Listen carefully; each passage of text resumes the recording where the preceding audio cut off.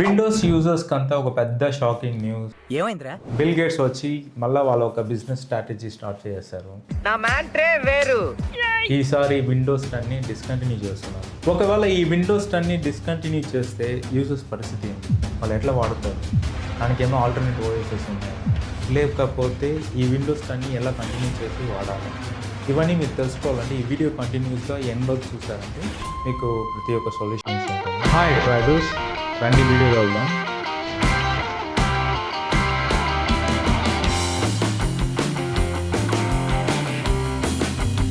ఈ Microsoft company ఈ Windows 10ని ban చేయడం వచ్చి ఇది ఏం కొత్త కాదు. దాదాపు మీరు చూసారంటే 95 టైమ్స్ వీళ్ళు మార్కెట్లో ఉన్నారు. ఈ 95 టైమ్స్ ఇప్పుడు విండోస్ 10 11 వరకు వచ్చారు. అంటే మీరు వాళ్ళు చూడండి ఎన్ని ఓఎస్లు వచ్చి వాళ్ళు చంపుకుంటూ వచ్చిన తర్వాతే ఈ ఒక 11కి వచ్చారు. మీరు చూసారంటే 95లో విండోస్ 95 లాంచ్ చేశారు. దాని తర్వాత ఒక స్టేజ్ తర్వాత ఒక సాలిడ్ ఓఎస్ అనే ఎక్స్పీ లాంచ్ చేశారు. ఈ ఎక్స్పీ చూసారంటే ఒక భయంకరమైన బూమింగ్, అది కాకుండా మైక్రోసాఫ్టే ఒక పెద్ద రికగ్నిషన్. ఎలా అంటే మీరు చూసారంటే గవర్నమెంట్ సెక్టర్స్ నుంచి ప్రైవేట్ సెక్టర్స్ నుంచి ప్రతి ఒక్కరు వచ్చి ఆ ఒక ఆపరేటింగ్ సిస్టమ్ వాడుతున్నారు. ఎందుకంటే ఆ ఒక ఈకో సిస్టమ్ సూపర్గా ఉంటుంది. ఇప్పుడు కూడా మీరు చూసారంటే గవర్నమెంట్ ఆర్గనైజేషన్స్లో నేను కూడా చాలా రైల్వే స్టేషన్స్లో అన్నీ చూస్తున్నాను. ఇంకోసారి ఇప్పుడు కూడా వాడుతున్నాను. ఈ ఎక్స్పీ తర్వాత మళ్ళీ విస్టా వచ్చారు. విస్టా నుంచి విండోస్ 7, విండోస్ 7 నుంచి 8, 8.1, 10కి వచ్చారు. 10 తర్వాత ఇప్పుడు ఫైనల్లీ 11లో ఉన్నాం. ఇదండి ఈ యొక్క హిస్టరీ ఆఫ్ విండోస్. కానీ దీంట్లో పెద్ద స్ట్రాటజీ ఉంది, దాన్ని మీకు ఎక్స్ప్లెయిన్ చేస్తాను చూడండి. ఈ ఒక సాఫ్ట్వేర్ ఎకో సిస్టమ్ ఎలా ఉంటుంది మీరు చూసారంటే మనము ఈ మార్కెట్లో సస్టైన్ అవ్వాలంటే కంప్లీట్గా వచ్చి ఒక న్యూ యాడాన్స్ లాగా ఫీచర్స్ యాడ్ చేసుకుంటూ వెళ్ళి సాఫ్ట్వేర్స్ వచ్చి రిలీజ్ చేస్తూ ఉంటేనే వాళ్ళు వచ్చి సస్టైన్ అయ్యడానికి ఎక్కువ పాసిబిలిటీస్ ఉంటాయి. వీళ్ళు ఎక్స్పీతో ఆగకుండా మళ్ళీ ఏం చేస్తారంటే విండోస్ విస్టా అనే ఒక ఆపరేటింగ్ సిస్టమ్ తీసుకొచ్చారు. అది మీకు కంప్లీట్గా ఎలా ఉంటుందంటే గ్రాఫికల్ ఇంటర్ఫేసెస్లో ఉంటుంది, చూసేదానికి బాగుంటుంది. నేనైతే చాలా ఎక్స్పీరియన్స్ అయ్యాను. ఎట్లా అంటే నేను ఎక్స్పీ ఓఎస్ చేస్తున్నాను, ప్లస్ విస్టా చేస్తున్నాను, విండోస్ 10, 8, 10, 11 కూడా చేస్తున్నాను. ఇది కాకాబట్టడం కాదు, అనుభవంతో చెప్పిన మాట. అంటే ఎలా ఉంటుందంటే ఆ ఎక్స్పీ దాని తర్వాత విస్టా ఆపరేటింగ్ సిస్టమ్ అని ఎలా ఉంటుందంటే ఒక స్టెప్ బై స్టెప్ చేసేదే ఒక చాలా ఇంట్రెస్టింగ్గా ఉంటుంది. మీరు ఆ స్టెప్ బై స్టెప్లో ఏదైనా ఒక స్టెప్ వచ్చి తప్పుగా చేశారంటే కూడా ఏమవుతుందంటే మరుసటి రోజుకి ఆ ఓఎస్ క్లాష్ అయిపోతుంది. అంటే ఆ టైంలో వచ్చి అంత సాలిడ్గా ఉండింది. మేము ఎలా ఉంటుందంటే ఆ ఒక ఫీల్ వేరేలా ఉంటుంది. ఆ ఊహ ఎంత బాగుందో. మీకు కావాలంటే కూడా మన ఒక ఛానల్లో ఎక్స్పీ ఆపరేటింగ్ సిస్టమ్ ఎలా ఫార్మాట్ చేసి ఎలా ఉంటుంది దాని గురించి కూడా ఒక వీడియో చేద్దాము. మళ్ళా విస్టా, విండోస్ 7 అంటే ఇప్పుడు ఈ జర్నీస్కి అంతా తెలియకుండా ఉంటుంది ఈ ఆపరేటింగ్ సిస్టమ్స్ గురించి. చిన్నపిల్లలరా మీరు, వెళ్ళు. ఓకే అండి, టాపిక్లో వెళ్దాము. ఇప్పుడు ఎట్లా అంటే విస్టాకి వచ్చారు, విస్టా వచ్చి క్రాష్ అయిపోతుంది. కంప్లీట్గా అది యూజర్ ఇంటర్ఫేస్ ఆపరేటింగ్ సిస్టమ్ అది ప్రాపర్గా లేకుండా ఉండింది. దాని తర్వాత ఏం చేస్తారంటే ఎక్స్పీ లాంటి ఒక స్ట్రాంగ్ అయిన ప్లాట్ఫామ్ లాగా విండోస్ 7 లాంచ్ చేశారు. అది కూడా ఎక్స్పీ ఎలా క్లిక్ అయిందో అలాగా వచ్చి విండోస్ 7లో క్లిక్ అయింది. దాదాపు 14 ఇయర్స్ వరకు దానికి సెక్యూరిటీ ప్యాచెస్ వచ్చి మన మైక్రోసాఫ్ట్ వాళ్ళు ఇచ్చారు.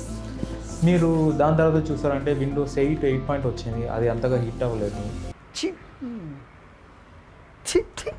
దాని తర్వాత విండోస్ 10కి వచ్చారు. విండోస్ 10కి వచ్చి ఒక విండోస్ 7ని, విండోస్ 8, 8.1ని డిస్కౌంట్ చేసి కంప్లీట్గా వచ్చి విండోస్ 10కి వచ్చి ఇప్పటి వరకు సపోర్ట్ చేస్తూ వస్తున్నారు. సడన్గా ఏం చేశారంటే ఈ విండోస్ 10ని మేము ఈ సెక్యూరిటీ ప్యాచెస్ని ఆపేస్తున్నాము, మేము సపోర్ట్ చేయలేము, మీరు ఫర్దర్గా వచ్చి విండోస్ 11కి అప్గ్రేడ్కి అయిపోండి అనేసి వాళ్ళు ఒక డెసిషన్ తీసుకున్నారు. దానికి ముందు ఈ సెక్యూరిటీ ప్యాచెస్ అంటే ఏమంటే ఏం లేదండి. ఫర్ ఎగ్జాంపుల్ చెప్పాలంటే ఒక ఎలుక ఉంటుంది. ఎలుక వచ్చి ఫస్ట్ ఒక దారి లోడాలని లోడుకుంటూ వెళ్తుంది. మనం ఏదో ఫైండ్ అవుట్ చేస్తాము, దాన్ని వచ్చి పూర్తి చేస్తాము. దాని తర్వాత అది ఏం చేస్తామంటే ఇంకొక దారి వెతికి ఇంకొక చోట వచ్చి లోడుతూ వెళ్తుంది. అంటే ఎట్లా అంటే ఈ హ్యాకర్స్ ఏం చేస్తారంటే ఈ మైక్రోసాఫ్ట్లో ఉన్న డేటాస్ ఇవన్నీ హ్యాక్ చేసి వాళ్ళ బ్యాక్ ఎండ్లో సేల్ చేయడం కానీ, ఏమైనా పర్సనల్ డేటా తీసుకొని ఆ యూజర్స్ డేటా నుంచి ఏమైనా మనీ అలాంటివి ఏమైనా ఫిషింగ్ చేయడం అలాంటి పనులన్నీ చేస్తారు. ఎవరు? నీ మొగ్గుడు. దానికోసం ఏం చేస్తారంటే వాళ్ళ వల్ల అయిన వరకు ఏం చేస్తారంటే ఒక వైరస్ని డెవలప్ చేసి ఆ వైరస్ని ఏం చేస్తారంటే ఆ విండోస్ ఆపరేటింగ్ సిస్టమ్ పంపిస్తారు.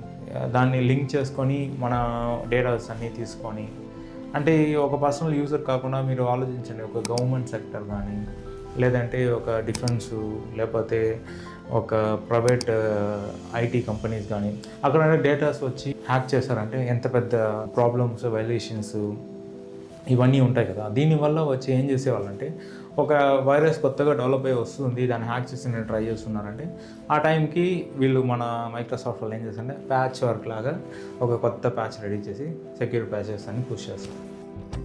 పేజ్ వర్క్ రే ఇంకా ఎంత ప్యాచ్ వర్క్ ఉందిరా? అంటే ఏమంటే సపోర్ట్ అఫీషియలీ ఇన్ని ఇయర్స్ నేను సపోర్ట్ చేస్తాను అంటే ఇన్ని ఇయర్స్ వరకు ఎలాంటి వైరస్ వచ్చినా ఏం వచ్చినా నేను వచ్చి దానికి సెక్యూరిటీ ప్యాచెస్ ఇచ్చి నీకు సపోర్ట్ చేస్తాను. అలాంటి విషయమే ఇప్పుడు ఏం చేస్తున్నాను అంటే స్టాప్ చేస్తున్నాను కంప్లీట్గా ఈ ఒక విండోస్ 10. అది కాకుండా ఒకవేళ విండోస్ 10 స్టాప్ చేస్తే ఎలా వాడేదానికి అవుతుందంటే ఇప్పుడైతే ఏం చేస్తారంటే ఒక 1 year ఎక్స్టెండ్ చేశారు. మన మైక్రోసాఫ్ట్ అకౌంట్ సెట్టింగ్స్కి వెళ్ళారంటే అక్కడికి వెళ్ళి మన మైక్రోసాఫ్ట్ యూజర్ నేమ్ పాస్వర్డ్ ఇచ్చి దానికి 1 year వచ్చి ఎక్స్టెండ్ చేసుకున్నాం. అంటే 1 year వరకు సెక్యూరిటీ ప్యాచెస్ సపోర్ట్ చేస్తాం అనేసి అఫీషియల్గా చెప్పారు. Maybe it will be extend అవుతుంది, ఒక 2-3 years ఎక్స్టెండ్ చేస్తారు. ఈ విండోస్ 11లో ఏం ప్రాబ్లమ్స్ ఉన్నాయి చూసారంటే దాన్ని వచ్చి ఒక విండోస్ అకౌంట్ ఉంటేనే వాడేదానికి పాసిబిలిటీస్ ఉంటుంది. అలాంటి విషయం తీసుకొచ్చారు. మేబీ ఇది ఎందుకంటే ట్రాక్ చేసేదానికి ఎన్ని యూజర్స్ ఉన్నారు, ఎంతమంది వాడుతున్నారు. మేబీ జనరల్ యూజర్స్కి దీనివల్ల చాలా ప్రాబ్లమ్స్ ఉంటుంది, అంటే మనం వాడేదానికి అంత ఈజీగా ఉండదు. దాని తర్వాత మీరు చూసారంటే దీంట్లో వచ్చి చాలా గ్రాఫికల్ యూజర్ ఇంటర్ఫేస్ని వచ్చి ఇంక్రీజ్ చేశారు. ఒక గ్లాస్ ఎఫెక్ట్స్ ఫీచర్స్ అని. దీనివల్ల ఏమైపోతుందంటే దాని యొక్క గ్రాఫికల్ హార్డ్వేర్ కన్జంప్షన్ ఎక్కువ అవడం వల్ల మీరు చూసారంటే ఈ హార్డ్వేర్స్ అని ఎలా పనిచేస్తుందంటే దానికి ఒక లైఫ్ టైం లాగా ఉంటుంది. మీరు ఎక్కువ వాడేశారు అనుకోండి దాని తగినట్టు భిన్నపోతుంది. మీరు ఎంత మినిమలైజ్గా వాడతారో దాని తగినట్టు లైఫ్ వస్తుంది. ఇదే ఒక హార్డ్వేర్ ఒక బిహేవియర్. ఇప్పుడు వచ్చి ఈ ఒక ఆపరేటింగ్ సిస్టంలో ఎక్కువ గ్రాఫికల్ ఇంటర్ఫేస్ ఉన్న వల్ల భిన్న వచ్చి హార్డ్వేర్ ప్రాబ్లమ్స్ వచ్చేదానికి పాసిబిలిటీస్ ఎక్కువ ఉన్నాయి. పర్ఫార్మెన్స్ ఓరియంటెడ్ ఓఎస్ అయితే కాదు విండోస్ 11.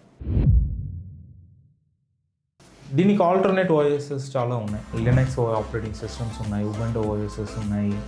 ఇవన్నీ ఇంకా సాలిడ్గా ఫాస్ట్గా పనిచేస్తాయి. కానీ ఏమైపోయిందంటే వీళ్ళు వచ్చి ఎక్కువ స్ప్రెడ్ అయిపోయారు మార్కెట్లో. అందువల్ల డిఫాల్ట్గా అందరికీ మైండ్ సెట్లో ఎలా ఉంటుందంటే విండోస్ ఆపరేటింగ్ సిస్టమ్కి వెళ్తారు.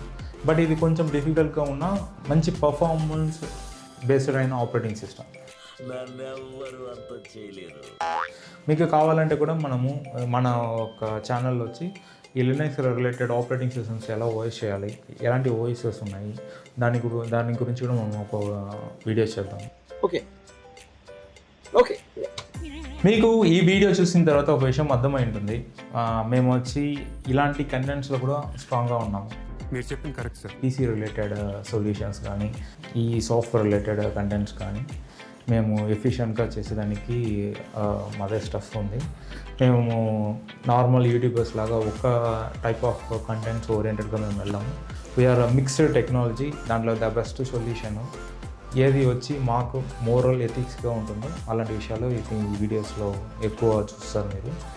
మీకు ఇలాంటి సాలిడ్ కంటెంట్ కానీ లేకపోతే ఇలాంటి క్వాలిటీ కంటెంట్స్ కానీ కావాలంటే మన ఛానల్ని సబ్స్క్రైబ్ చేసుకోండి. అట్లే మీ ఫ్రెండ్స్కి మీ ఫ్యామిలీస్కి అంతా షేర్ చేయండి. ఇంకొక వీడియోలో కలుద్దాం. Thank you.